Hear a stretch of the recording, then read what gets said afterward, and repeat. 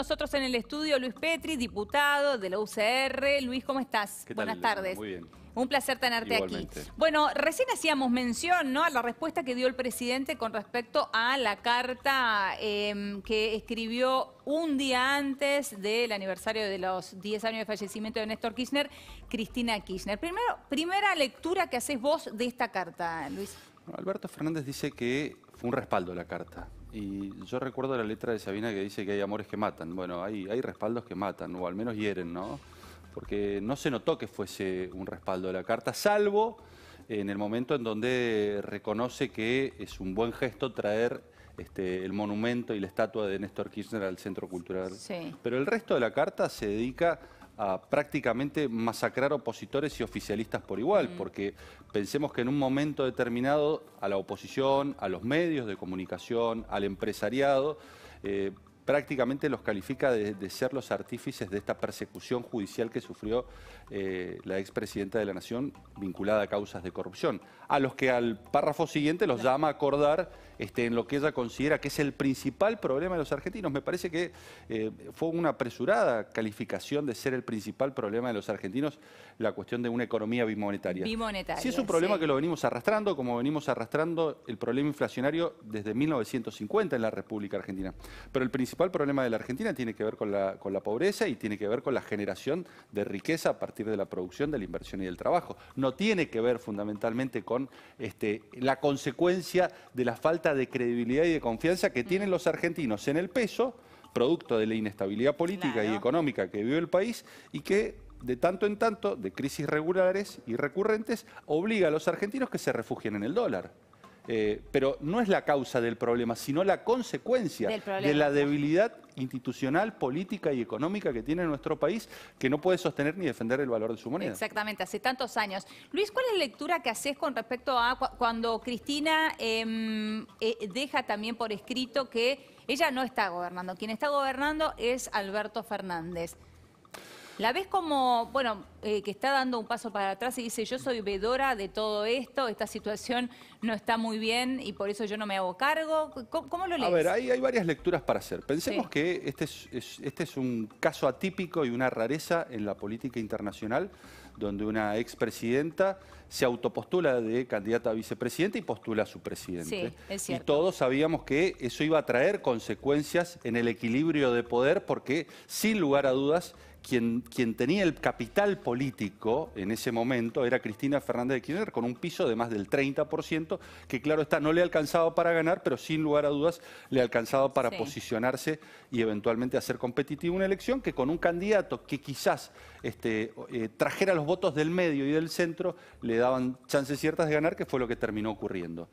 En un primer momento uno tiene la percepción que el gobierno se parceló, esto es, Cristina Fernández de Kirchner se quedó con el Ministerio del Interior, se quedó con el manejo del 100% de la vinculación del gobierno y la justicia, esto está claro, digo, y esto se ha visto en la embestida pese a la pandemia y pese a la crisis económica que no ha cesado frente a la justicia, donde se quedó con parte de la Cámara de Diputados y Senadores, otra parte de la Cámara de Diputados se quedó Massa.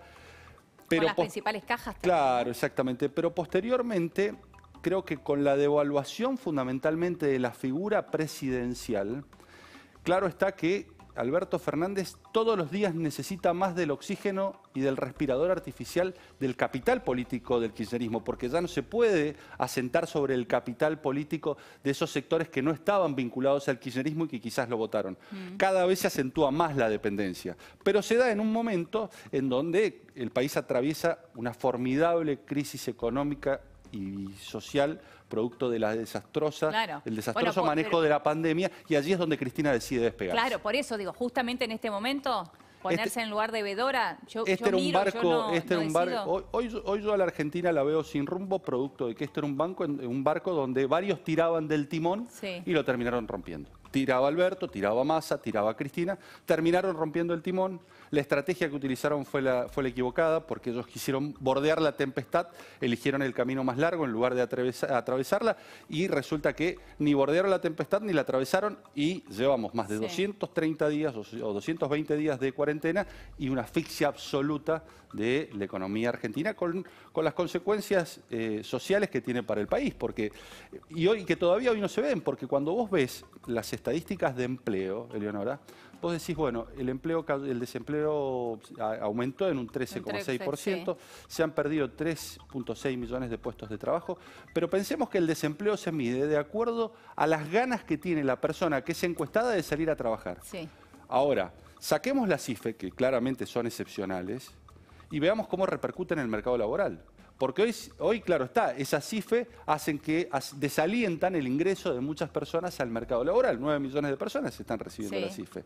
Ahora, ¿qué va a pasar cuando esas 9 millones de personas en diciembre, que es lo que se ha anticipado, dejen de recibirla? Van a salir en masa a buscar trabajo claro. Y a partir de allí van a volver a ser contabilizadas porque hoy están invisibilizadas. Claro, y ahí se incrementa el número de desempleo. El dato es interesante. Luis, recién mencionabas a Sergio Massa, es una de las personas que mencionó claramente Cristina Kirchner en su carta cuando habla de la generosidad y de un espacio amplio que hasta incluye a personas que pidieron a gritos por los presos de la corrupción kirchnerista y también de aquellos que escribieron un libro en contra de ella, como claramente hablaba de Vilma Ibarra.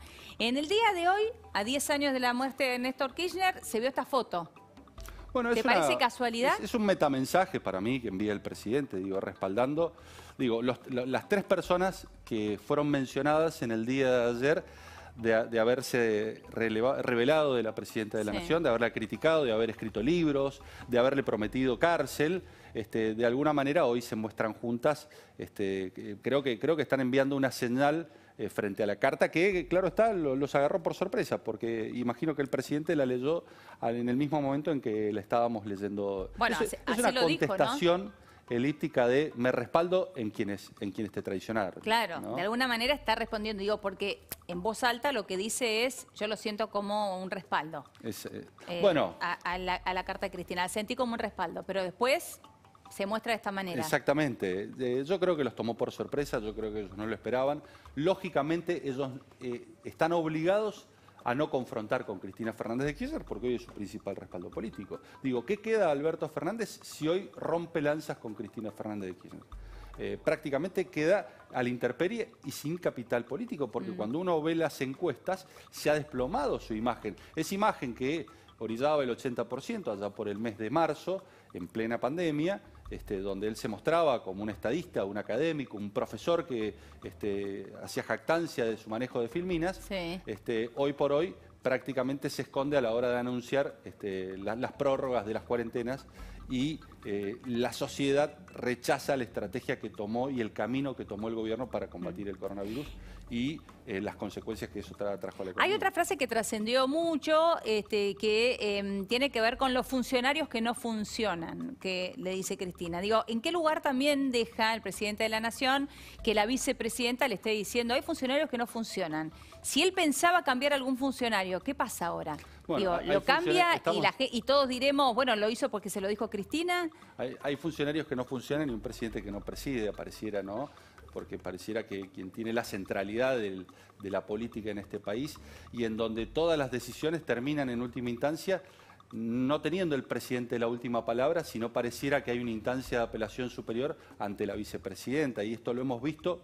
Lo hemos visto, por ejemplo, se vio con claridad con Vicentín, pero posteriormente se vio nítidamente en la relación de la República Argentina con Venezuela. Pensemos cómo hemos ido de un lado al otro, denunciar a no hacerlo, a consentir la violación de los derechos humanos en el régimen de Maduro.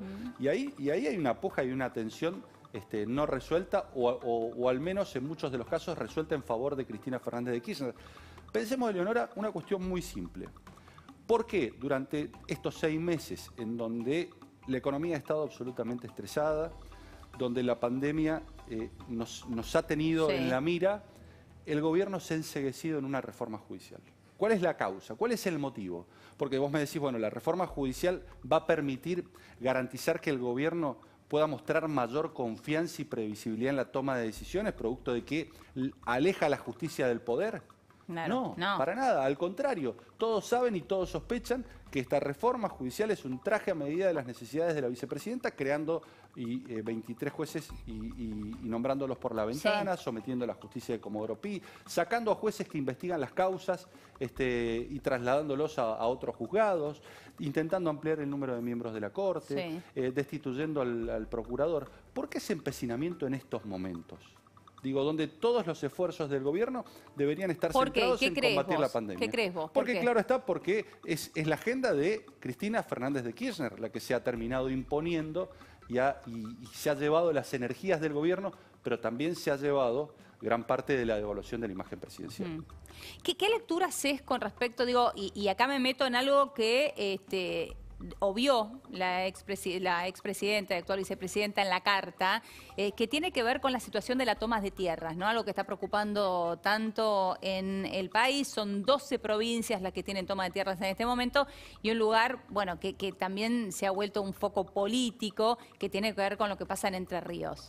Bueno, hubieron varias omisiones. Una es la de las usurpaciones, otra es la de la pobreza. Fíjate que no la mencioné. Es cierto. Fíjate, un problema estructural de los argentinos que no logramos resolver y dice que el principal problema es bimonetario.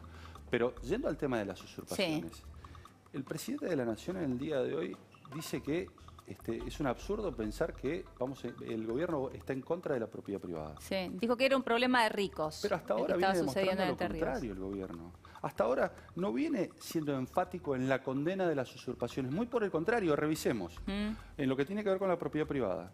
Nos amanecimos un día con la intervención de una empresa centenaria en la República Argentina que fue Vicentín, en donde envió un proyecto de expropiación que no tenía antecedentes en la República Argentina, y ese fue el primer embate a la propiedad privada. Es cierto. Y ahora ha ido al menos alentando, promocionando o no condenando las tomas en Villa Mascardi, donde hubieron funcionarios nacionales, en Guernica, ahora en Entre Ríos. Que se sigue postergando, perdón, digo, en Guernica se sigue postergando, todavía no tenemos una solución. El discurso oficial, Frederick, la ministra de Seguridad, dice que las usurpaciones no son un tema de seguridad. No solamente denota un grave desconocimiento, porque todos saben que el Ministerio de Seguridad en la República Argentina Nacional se creó en una toma, por una usurpación, la del Parque Indoamericano. La respuesta a la toma del Parque Indoamericano fue la creación del Ministerio de Seguridad. Miren si no es un tema de seguridad la cuestión de las usurpaciones. Miren si no lo es. Interesante que nos traigas este recuerdo, sí.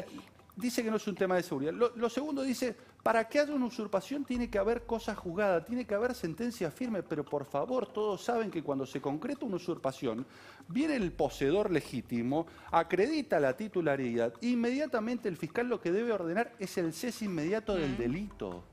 No tiene que llegar a un proceso judicial después de 13, 14 años para recuperar la propiedad. Y el tema es que también se tiene que hacer efectivo, ¿no? Porque el juez ya se sentenció, por ejemplo, en el caso de Guernica, igualmente no se cumple con esto. Luis, muchísimas gracias. Gracias por tu tiempo. Bien, y de aquí me voy rápidamente a Plaza de Mayo, porque a 10 años